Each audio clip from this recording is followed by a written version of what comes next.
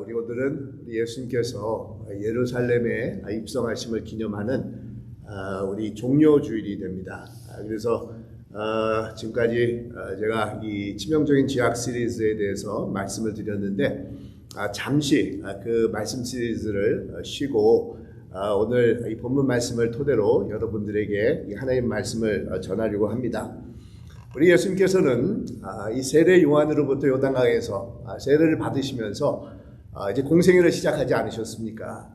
그런데 그 공생애가 이루어진 사역의 대부분은 이스라엘의 북쪽 지역에 해당하는 이 갈릴리에서 했었다는 겁니다. 그래서 우리 예수님께서는 나사렛에서 성장하시고 이 가버나움, 갈릴리의 가버나움이라는 도시에 사역의 중심지를 이렇게 만드시고 이 갈릴리 지역에서 사역을 하셨는데 가이사랴 빌립보에 가셨을 때 이제 제자 베드로의 신앙 고백을 듣게 됩니다. 그 신앙 고백을 들으신 후부터는 우리 예수님께서는 사역의 방향을 바꾸셔서 이제 예루살렘을 향해서 걸어오기 시작을 하시는 겁니다. 그래서 약 한 9개월 정도에 걸쳐서 우리 예수님께서는 갈릴리 사역에서의 그 모든 것들을 다 접으시고 예루살렘을 향해서 이제 걸어오시다가 2000년 전 오늘 바로 오늘 날에 이제 예루살렘에 입성을 하시게 되는데 입성을 하셨을 때 많은 사람들이 어린 나귀를 타고 예루살렘에 들어오시는 예수님을 아주 열렬히 환영을 했습니다. 호산나 찬송하리로다 주의 이름으로 오시는 왕이요 하늘에는 평하고 가장 높은 곳에는 영광입니다 라고 하면서 이 자신들의 겉옷을 벗어서 예수님께서 걸어오시는 그 기후에 깔아놓기도 하고 또 우리 예수님이 오심을 정말 기뻐하면서 종려 나뭇가지를 흔들면서 환영하고 이 존경과 사랑을 우리 예수님께 보여주셨습니다. 그런데 여러분, 왜 예수님께서 예루살렘에 입성하는 것이 그토록 중요한 것이었겠냐는 것입니다. 왜 우리는 그 많은 사람들과 같이 오늘날에도 예수님의 예루살렘 입성을 환영하면서 감사해야겠냐는 것입니다. 그 이유는 우리 예수님께서는 십자가라는 하나님의 뜻을 성취하기 위해서 예루살렘을 향해서 찾아오셨기 때문이라는 겁니다.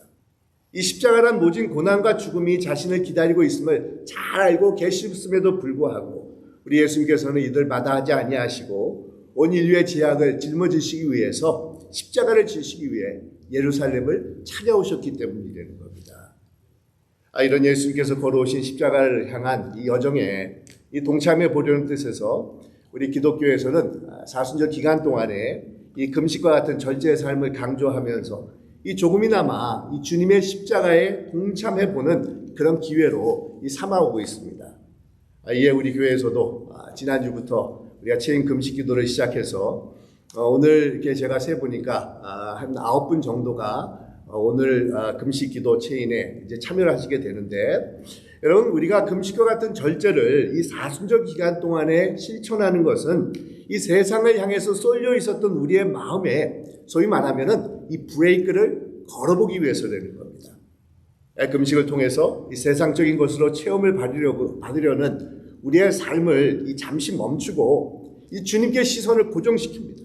그러면서 주님으로부터 이 체험을 받기 위한 영적 빈 공간을 마련하기 위해서 우리는 금식을 한다는 겁니다. 근데 여러분, 오늘 말씀에 보면 이런 절제의 삶을 정말 무색하게 하는 한 여인이 소개되고 있는 것을 우리가 볼 수가 있는데, 우리 예수님께서는 예루살렘에 입성을 하시고 며칠 후에 이 베다니 동네에 살고 있는 이 나병 환자 시몬의 집에 이 초청을 받아서 이 저녁 식사를 하시게 되는 겁니다. 그때 한 여인이 예수님께 다가와서 자신이 소유하고 있었던 이 옥합을 깨고 그 안에 담겨져 있었던 값진 향유를 우리 예수님의 머리 위에 붓기 시작을 하는 겁니다. 그러니 여러분, 사람들이 얼마나 놀랬겠습니까? 이 식사 분위기가 한참 무르익어 가고 있는데 갑자기 한 여인이 나타나서 그 비싼 향유를 우리 예수님 위에 붓기 시작을 하는 겁니다. 그러자 향유에서 뿜어 나오는 이 강한 냄새가 온 집안을 진동을 합니다. 아마 너무도 갑작스럽게 일어난 일이라 많은 사람들이 당황하면서 어떻게 해야 될지, 어떻게 반응할지 모르고 있었는데, 이 잠시 후 상황이 파악이 되자 이 사람들이 이 분을 내기 시작을 합니다. 너무도 비싼 고급 향유가 아무런 의미도 없이 완전히 낭비된 것을 이 알아차렸다는 겁니다. 여러분, 예수님의 머리 위에 부어진 이 향유는 나드로서 보통은 인도에서 수입을 해와서 이 사람들이 사용을 했다는 겁니다. 그런데 얼마나 비싼 상품이었냐면 300데나리온 이상의 가치를 가지고 있었던 이 비싼 물품이었는데 당시에 노동자들의 하루 품삯이 한 데나리온 정도였다는 겁니다. 그러니 여러분, 나드 향유가 300데나리온이라고 하면은 적어도 노동자들이 한 1년 정도 일해야지 벌어들일 수 있는 그런 가치가 있는 것이라고 생각해 볼 수가 있는데, 이것을 아마 오늘날 돈으로 환산을 해보면 적어도 한 3만 불 정도의 가치가 되는 그런 비싼 것이 아니었을까라고 우리가 추측해 볼 수가 있다는 겁니다. 그러니 여러분, 이런 비싼 향유가 그냥 쏟아 부어지면서 완전히 허비되는 것을 보고는 사람들은 여처분이 없어 하면서 차라리 그것을 팔아서 이 가난한 사람들을 도와주었으면 더 좋았을 뻔했다라고 여인을 꾸중하기 시작을 하는 겁니다. 근데 여러분, 예수님께서 어떻게 반응을 하셨겠습니까? 많은 사람들이 여인을 비난하고 꾸중을 하고 있지만 우리 예수님께서는 오히려 이 여인의 행동을 칭찬을 하십니다. 6절에 보니까 가만두어라. 너희가 어찌하여 저를 괴롭게 하느냐. 저가 내게 좋은 일을 하였느니라. 이렇게 말씀을 하는 겁니다. 여러분, 예수께서 여기서 저가 내게 좋은 일을 하였느니라 라고 하셨는데, 사실 이 좋은 일이라는 이 단어는 원문에서는 아름다운 일이다라는 그런 뜻이 담겨져 있습니다. 그러니까 사람들은 어떻게 이런 허비를 하느냐라고 추궁하고 이 여인을 비난을 했지만 우리 예수님께서는 오히려 이 여인의 행위가 아름다운 것이라고 칭찬을 하셨다는 겁니다. 그리고는 우리가 상상도 하지 못하는 또한 칭찬을 덧붙여 주시는데, 온 천하에 어디서든지 복음이 전하는 곳에는 이 여인이 행한 일도 말하며 그를 기억하라라고 이 말씀을 하신 것입니다. 여러분, 향유를 그냥 붓는다라는 것은 우리 인간의 눈으로 보았을 때는 엄연한 이 낭비가 됩니다. 절세에 힘써야 되는 사수절 기간 동안에 더더욱 어울리지 않는 행위라고 할 수가 있습니다. 하지만 우리 예수님께서는 오히려 이 여인의 이런 낭비같이 보이는 행위가 아름다운 일이고 자신의 복음이 전해지는 곳곳마다 이 여인의 행위 또한 증거되어야 된다라고 말씀하실 정도로 여인을 칭찬하고 높이고 계셨다는 겁니다. 여러분, 왜 한쪽에서는 이것이 낭비라고 비난을 하고 손가락질을 하고 있는데 우리 예수님께서는 오히려 정말 잘한 것이다 칭찬을 하고 계시고, 오히려 복음이 전할 때 이 여인의 행동 또한 우리가 함께 증거를 해야 된다라고 이 말씀을 하셨겠습니까? 그렇습니다. 여러분, 우리 예수님께서는 이 여인의 겉으로 드러난 행동만 보신 것이 아니라 여인의 행동 뒤에 숨겨져 있는 마음의 동기를 보고 계셨기 때문이라는 겁니다. 우리 인간의 계산적인 눈에 비춰진 여인의 행동은 300데나리온이나 되는 엄청난 가치의 향유가 허비되는 안타까운 모습만 보인 것입니다. 하지만 인간의 마음과 동기를 꿰뚫고 계시는 우리 예수님께서는 이 여인 행동 뒤에 숨겨져 있는 자신을 향한 아름다운 사랑의 마음을 보고 계셨다는 겁니다. 이 여인의 행위에서 자신을 향한 사랑의 고백을 우리 예수님께서는 읽고 계셨다는 겁니다. 여러분, 이 사랑에는 우리 인간의 계산적인 머리로는 전혀 이해할 수 없는 힘든 부분이 있는 것을 우리가 다 알고 있지 않습니까? 이 사랑은 우리 인간들이 하는 그런 덧셈이나 뺄셈으로 계산해서 측정할 수 있는 것이 아니라는 겁니다. 우리 인간의 이성으로는 헤아릴 수 없는 그런 부분이 있는 것이 바로 사랑이라고 할 수가 있는 겁니다. 여러분, 한참 사랑에 빠져 있는 젊은 분들을 생각해 보시기 바랍니다. 함께 있는 시간을 전혀 아까워할 줄도 모른다는 겁니다. 하루 종일 같이 있으면서 중요한 일을 하는 것도 아니라는 겁니다. 그냥 이야기하는 것을 대부분 들어봐도 그냥 시시콜콜한 그런 내용들이 오고 갈 뿐이라는 겁니다. 그래도 헤어지고 나면 또 전화를 걸어서 밤새도록 이야기를 나눕니다. 그 내용 또한 인생에서 무슨 큰 뭐 의미 있는 내용도 아니고 도움이 되는 그런 이야기거리도 아니라는 겁니다. 그래도 서로 떨어져 있는 것을 아쉬워하고 늘 같이 있고 싶어 하는 것이 우리 사랑하는 사람들이 가지고 있는 이 특징입니다. 또 사랑하는 사람들은 상대를 향해서 시간을 쓰고 돈을 사용하는 것을 절대로 아까워하지 않는다는 겁니다. 뭐 가진 것이 넉넉하지 않고 뭐 있는 것이 없는데도 불구하고 자신의 가진 모든 것을 다 동원해서 사랑하는 사람들을 위해서 무엇인가를 해주고 싶은 것이 바로 사랑하는 사람들이 가지고 있는 이 특징이라고 할 수가 있다는 겁니다. 그래서 여러분 종종 우리는 이 사랑이 눈을 멀게 한다, 이 바보로 만들게 한다 이런 이야기도 하고 있지 않습니까? 근데 여러분 이 사랑하는 마음이 없어지게 되면 이 계산적이 되고 이해관계를 헤아려 보게 되고 무엇보다도 주는 것이 아깝다는 그런 생각이 들게끔 되어 있다는 겁니다. 근데 여러분 이것이 여인을 비난하고 있었던 이 사람들의 이 마음입니다. 이들은 예수님에 대한 사랑의 마음을 가지고 있지 않았기 때문에 향유의 가치를 단지 숫자적으로만 보고 있었던 것입니다. 그것을 팔아서 가난한 사람들에게 차라리 구제를 베푸는 것이 훨씬 좋겠다라는 이 계산적인 머리가 돌아가기 시작을 하는 겁니다. 여러분 이성적이고 굉장히 합리적인 이 제안일 수가 있습니다. 하지만 이 여인은 인간의 이성이나 계산의 논리를 가지고 예수님께 향유를 부은 것이 아니라는 겁니다. 순수한 사랑의 마음이 동기가 되어서 향유를 예수님께 부은 것입니다. 아마 이 여인은 우리 예수님을 만나서 자신의 삶이 치유를 받고 회복되는 것을 경험했었던 그런 사람이 아닌가 우리가 이렇게 추측을 해볼 수가 있는데, 그러니까 자신이 받은 주님으로부터의 사랑과 은혜가 너무도 감사해서 단지 그 마음 하나 가지고 우리 주님 앞에 향유를 부어드린 것이 되는 겁니다. 그러니까 이것은 여러분 계산적인 인간의 이 머리로 가지고는 도저히 이해할 수 없는 그런 행위가 되는 것입니다. 오직 사랑의 논리로만 받아들일 수 있는 것이 되는 겁니다.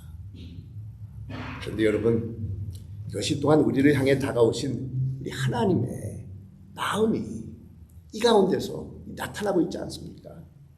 만약 인간적인 계산적인 생각을 가지고 계셨다라고 하면은 우리 예수님께서는 도저히 예루살렘을 찾아오지 않으셨다는 겁니다.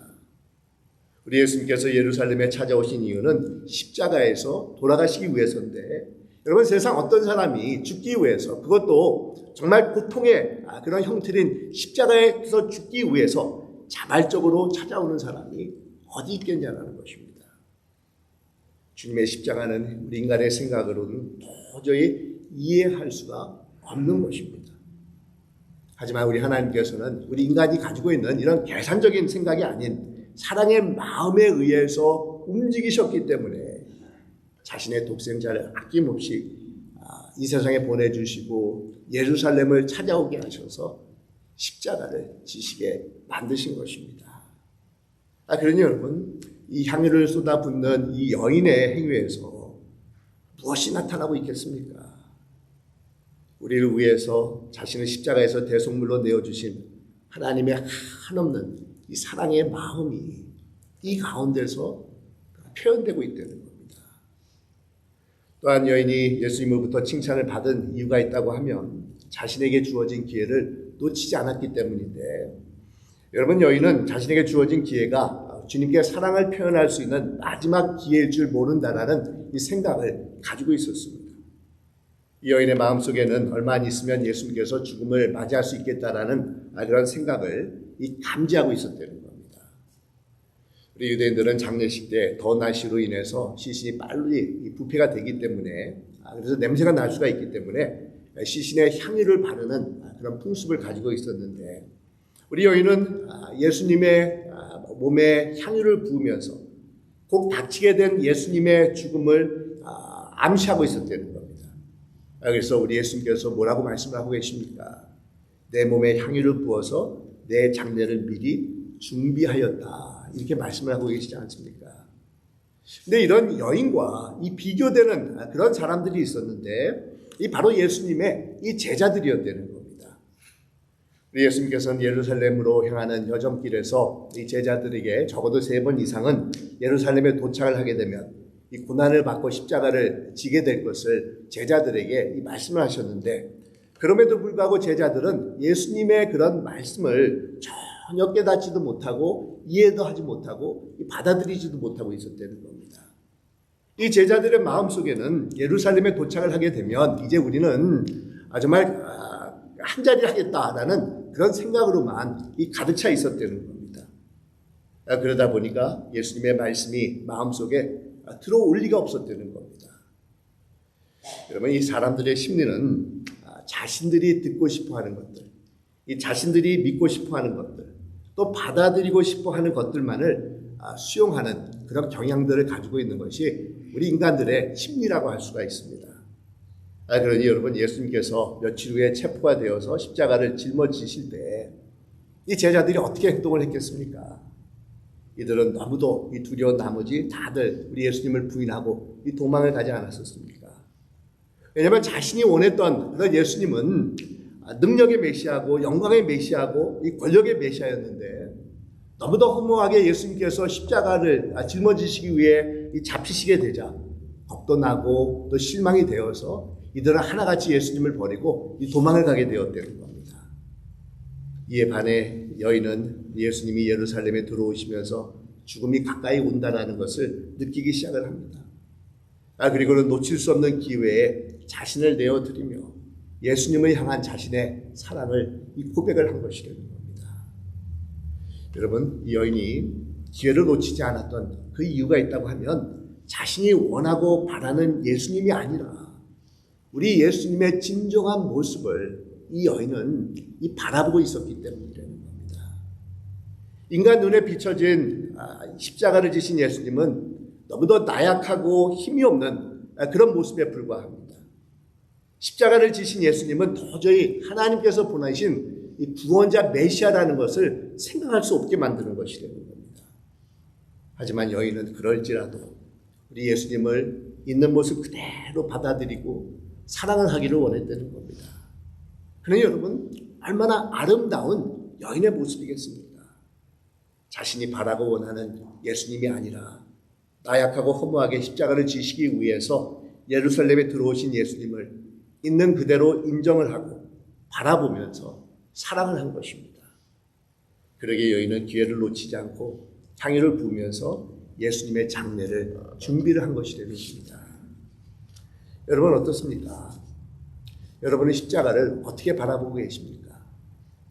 이 성경에 보면 십자가를 우리 유대인들에게는 꺼리낌이 되고 또 이방인들에게는 어리석은 것으로 비춰진다라고 말씀하고 있는데, 여러분, 우리는 이 십자가를 어떻게 바라보고 있습니까?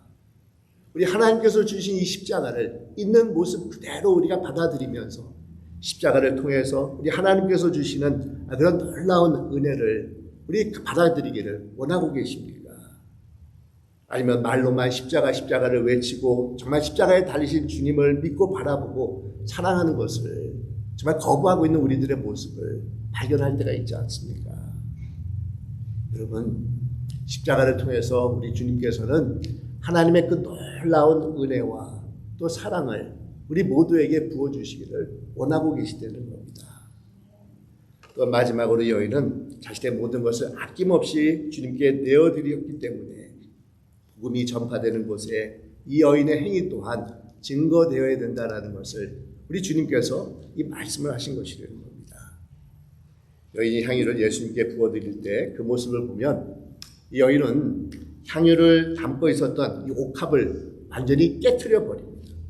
그리고 그 안에 있었던 이 향유를 예수님께 부어드리는데, 사실 이 향유를 부어드릴 때 옥합을 깨지 아니하고 단지 그 옥합의 뚜껑을 열어서 부어드려도 우리 예수님을 향한 사랑의 고백이 될 수가 있었는데도 불구하고 우리 여인은 옥합의 뚜껑을 여는 방법을 선택한 것이 아니라 옥합을 깨어서 예수님께 향유를 부어드리는 이 방법을 선택한 것이라는 겁니다. 여러분, 왜 그랬겠습니까? 이 당시 유대인들의 풍습에는 여성들이 비싼 향유를 간직하고 있다가 보통 이제 결혼식 때에 자신이 가장 사랑하는 사람을 위해서 옥합의 그 중간 부분을 깨가지고 향유를 부으면서 자신의 사랑을 표현하는 그런 풍습이 있었다고 하는데, 그렇게 깨어진 옥합은 더 이상 다른 목적으로 사용할 수가 없게 된다는 겁니다. 이렇게 옥합을 깨어서 향유를 붓는다라는 것은 여인들은 이제 자신이 사랑하는 한 사람, 존경하는 한 사람을 위해서만 이 옥합을 사용합니다. 나는 그 사람만을 사랑하겠습니다라는 이 고백을 표시하는 그런 행위가 되기 때문이라는 겁니다. 그래서 여러분, 이 여인이 옥합을 깨어서 예수님께 향유를 부어드린 것은 이제 자신의 삶을 오직 예수님 한 분에게만 드리겠다라는 그런 고백이 이 가운데 담겨져 있다는 겁니다. 그러니까 예수님 한 분만이 자신 인생의 유일한 사랑의 대상이라는 것을 이 여인은 이 향유의 옥합을 깨면서 그것을 우리 예수님께 고백하고 있었다는 겁니다. 이것을 보시고는 우리 예수님께서 뭐라고 칭찬하셨습니까? 저가 힘을 다하여 향유를 내게 부었다. 이렇게 말씀을 하고 계시지 않습니까? 그러니까 자신의 가진 모든 것을 쏟아 부은 여인의 모습을 우리 예수님께서는 아셨던 것입니다. 종종 우리가 이 신앙생활을 할 때 잘못 생각하는 것이 있는데, 우리 하나님께서는 내가 가지고 있는 시간이라든지 물질이라든지 아니면 열정, 달란트 이런 것을 원한다고 생각을 하는 그런 분들이 있을 때가 있습니다. 하지만 여러분, 우리 하나님께서는 어느 특정한 것만을 우리에게 요구하고 계시는 그런 분이 아니시라는 겁니다. 우리 하나님께서 우리를 향해서 요구한 것이 있다고 하면 딱 한 가지밖에 없다는 겁니다. 그것은 다른 것이 아니라 내가 가지고 있는 모든 것을 우리 주님께서 원하고 계시다는 겁니다. 주님께서는 내 삶 전체를 원하고 계시다는 겁니다. 내 모습 그대로를 우리 주님께서는 받기를 원하고 계신 분이시라는 겁니다. 근데 여러분, 우리가 감히 주님께 우리 삶 전체를 주님 내어드릴 수 있는 이유는 다른 것이 아니라 주님께서 먼저 자신의 삶 전체를 우리를 위해서 내어주셨기 때문이라는 겁니다. 우리 주님께서 십자가에서 자신의 옥합을 아낌없이 깨뜨리시고 보혈의 향유를 우리를 위해서 아낌없이 부어주셨기 때문에 우리 또한 감히 나의 삶 전체를 주님께 드리겠습니다라는 그런 결단을 할 수가 있는 것이라는 겁니다. 그래서 여러분, 이 복음이 전파되는 곳에는 이 여인의 행동도 기념하라라고 우리 예수님께서 말씀하신 것인데, 여러분, 이 여인이 옥합을 깨고 향유를 부은 행위는 실상은 우리 예수님께서 우리를 사랑하셔서 자신의 모든 것을 다 내어주시는 십자가의 그런 놀라운 사랑을 이 여인의 행동 가운데서 비춰주고 있다는 겁니다. 사랑하는 여러분, 그렇습니다. 그러기에 이 여인의 행위는 복음이 증거되는 곳에도 함께 증거되어야 된다는 것을 우리 예수님께서 말씀하고 계시는데, 우리 예수님께서 2000년 전에 예루살렘을 찾아오신 이유는 다른 것이 아니라 우리를 위해서 십자가를 아낌없이 지시기 위해서라는 겁니다. 그런데 우리 예수님께서는 오늘날에도 똑같이 예루살렘을 향해서 십자가를 지시기 위해 찾아오신다는 겁니다. 정말 죽음과 고난의 십자가가 기다리고 있음에도 불구하고 이를 마다하지 아니하고 찾아오셔서 오늘날에도 자신의 삶의 옥합을 완전히 깨어뜨리고 보혈의 향유를 우리를 위해서 부어주시기를 원하시는 분이 바로 우리 주님이시라는 겁니다.